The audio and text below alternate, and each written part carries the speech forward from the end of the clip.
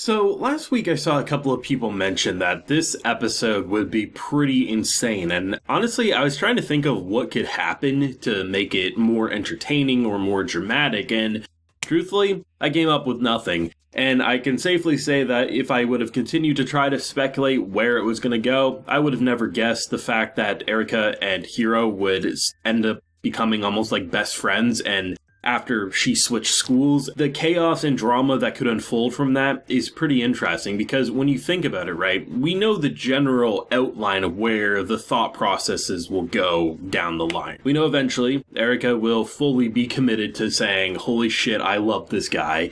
More than likely, Hiro will have a similar thought process, even if she's may not fully committed to it, the fact that our boy Nagi seemingly is in love with her. So if they become friends, and then in return both of them realize that they like the same guy, I mean, the drama writes itself. And given that this show has actually done a fairly good job at making drama that feels pretty well written given the context of everything going on, this has me excited for more. We're now 5 episodes into this show, and honestly, I'm still surprised by how it can pull things that normally I feel like are used just to keep something prolonged longer than it needs to. But honestly, in the case of this show, I mean, it kind of makes sense, right? Because even though the natural thought is that the main female will end up quote-unquote winning, so in that case, Erika, I love the fact that they're generally making Hiro a likable character. And this comes from someone who, if you go a couple videos back, wasn't the biggest fan. The overly competitive nature, I thought, was a turnoff. And the fact that she comes across a lot more human from last week to this week, it makes this moment, I think, worthwhile. Because had this happen, she got expelled from school, the father said, well, why don't you go to Nagi school? And, say it happened at episode 3, right? Or in that area. I really would be like, who gives a shit, right? Because she's this overly competitive girl who just seems like she's on her own high horse. But after last week's episode, I really came to appreciate Hiro's character. So to have this moment now come to fruition, to be honest, I think it's fantastic because there's a bunch of lies surrounding everything here, right? Because for one, Erika doesn't know that Nagi is in love with this girl, or at the very least has a crush on this girl. The idea of why he studies so hard to her comes across as, well, he's doing it for his family, and she has no idea it's also simply for a girl. So if that was to ever casually be exposed during a study session, Erika's opinion on Nagi, which is slowly going up, could massively decline in a matter of seconds. Or in the case of Hiro, someone who's saying, I have no interest in you because I'm engaged. If she finds out they're engaged, then therefore that could cause her to maybe completely change her tune to be like, wait, if he's engaged to someone but said he liked me, then maybe that means, you don't have to commit to something that's forced upon you. There's a lot of ways this can get very spicy and messy, but I mean, honestly, I'm here for it. This show has proven that it can introduce ideas normally that would cause the mass community to eye roll and sink. But this show just manages to do it with grace. And I like the idea of an almost like celebrity status in a school that, they probably never would have expected someone, as beautiful, as popular, who has as much clout as her to ever be a part of their school. And similar to how when she met her parents or even her sister, right? The fact that she doesn't really know how to put herself out there and she comes across maybe a lot more cold and hostile than what she's intending.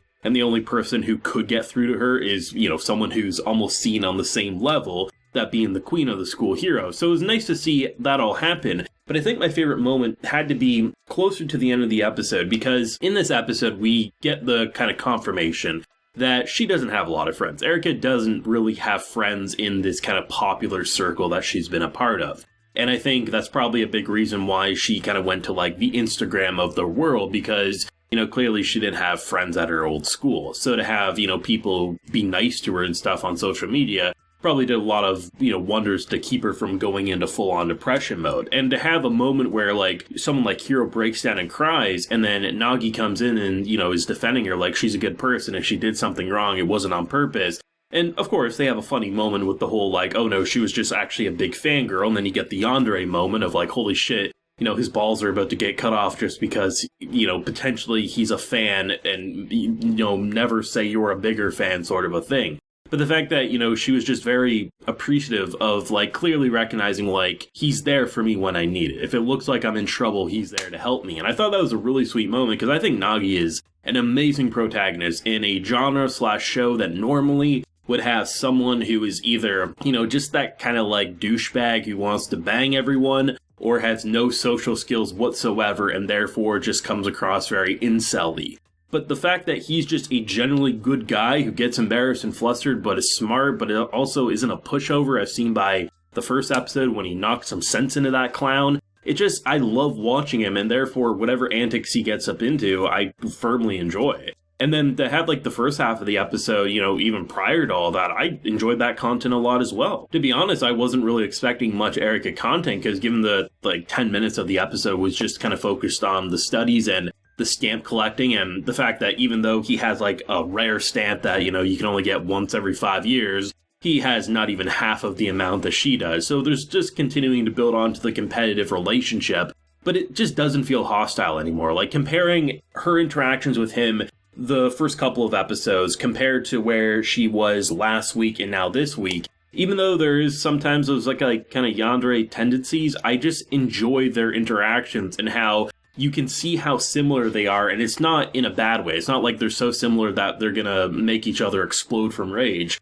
They're definitely competitive and they want to win, but you could see how over time it could become a lot more healthy than maybe where it's currently sitting. As even look at I think they were rushing last week to get their backpacks or something. They had a lot of fun with that. So there's a lot of pressure on these characters. I mean, forced engagements at that age, it's enough to make anyone go a little crazy. So I like that they're taking their time and they're exploring this. And truthfully, it feels like I've been a part of this show longer than 5 episodes. And sometimes that can be a bad thing. Other times it can be a good thing. I mean, in the case of, say, Spy Family, which also airs on Saturday, it feels like I've been watching that show for 30 episodes just because I love it so much. But honestly, with what we've seen, I would almost feel like we're at the episode 8 mark. And that's not me saying, like, anything bad there. It just feels like I've known this dynamic longer than I have. Probably mostly due to the show starting so late into the season, where most shows are at their episode 7 or 8 now. But it just feels good to feel like this show still has confidence, because so many shows with a similar